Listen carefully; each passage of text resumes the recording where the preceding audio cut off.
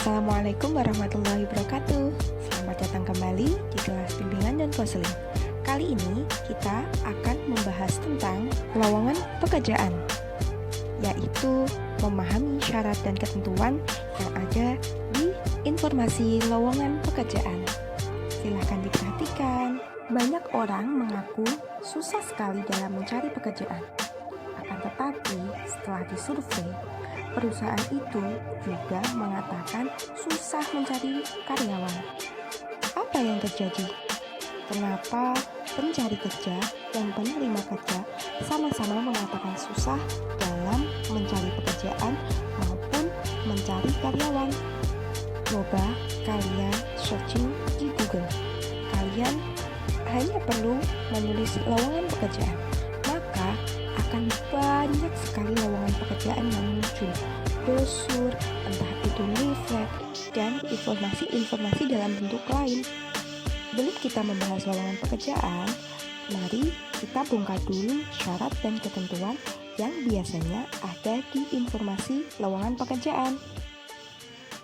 Saya ambil contoh lowongan pekerjaan di PT Semarang Autocom Manufacturing Indonesia yang ada di Jepara. Di situ dituliskan membutuhkan operator wiring harness atau OPT. Di situ ada kualifikasi, ada fasilitas, ada kompensasi.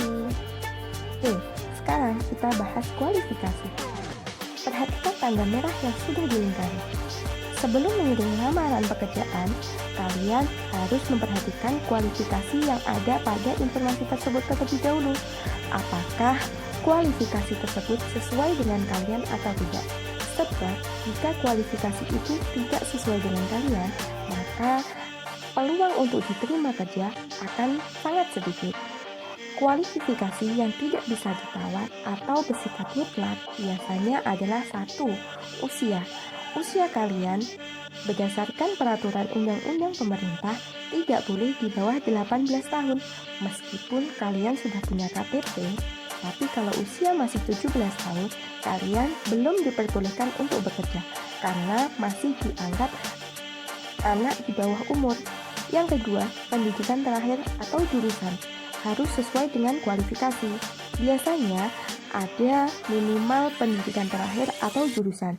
Jika jurusan atau pendidikan terakhir itu sesuai dengan kalian, silahkan coba melamar pekerjaan tersebut. Yang ketiga, tinggi badan.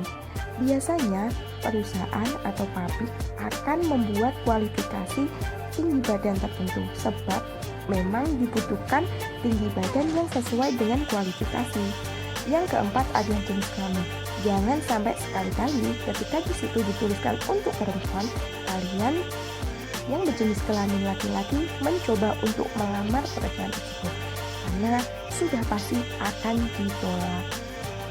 Yang kedua, perhatikan kanan diri. Selain kita memperhatikan kualifikasi, kalian juga harus memperhatikan yang namanya kompensasi. Apa itu kompensasi? Kompensasi adalah fasilitas yang akan kalian dapatkan selama bekerja. Tapi kalian harus ingat, bagi lulusan baru atau fresh graduated, jangan hanya fokus pada fasilitas yang kalian dapatkan. Akan tetapi, fokuslah belajar dan mencari pengalaman kerja. Sebab, jika sejak awal kalian fokus pada fasilitas atau gaji yang kalian akan dapatkan nanti, biasanya akan terekam di psikotes sebelum diterima sebagai karyawan. Oleh sebab itu, mulai sekarang, coba kalian tata dulu niat kalian dalam bekerja. Memasuki zaman industri 4.0, kita sangat dimudahkan sekali dengan perkembangan teknologi. Semua hal dimudahkan oleh yang namanya media sosial dan internet. Tidak lain tidak bukan, begitu juga dengan perusahaan yang membagikan informasi lowongan pekerjaan. Akan tetapi, seiring berkembangnya media sosial, membuat banyak orang membagikan berita dan informasi bohong atau sering kita kenal sebagai berita hoax yang terkadang bermuara pada pembohongan dan penipuan. Oleh sebab itu, kalian juga harus berhati-hati dalam menerima informasi, terutama lowongan pekerjaan. Mari kita cari tahu cara membedakan lowongan pekerjaan hoax atau tidak. Yang pertama, kamu harus melihat terlebih dahulu siapa yang menyampaikan informasi tersebut. Sumbernya harus jelas. Sumber yang jelas biasanya didapat dari akun-akun ofisial atau asli dari media sosial atau bersumber dari website resmi. Atau kalian bisa tanya orang yang benar-benar bisa kalian percaya, bukan orang yang belum kalian kenal. Yang kedua, kalau kalian mendapat informasi yang sumbernya belum jelas, kalian bisa mencari informasi lewat Google tentang ulasan perusahaan tersebut dengan cara sebagai berikut. Yang pertama, kalian bisa membuka Google atau Chrome. Lalu tulislah perusahaan atau PT atau pemberi informasi lowongan pekerjaan tersebut. Di Google, kalian akan langsung menemukan PT atau perusahaan yang kalian cari.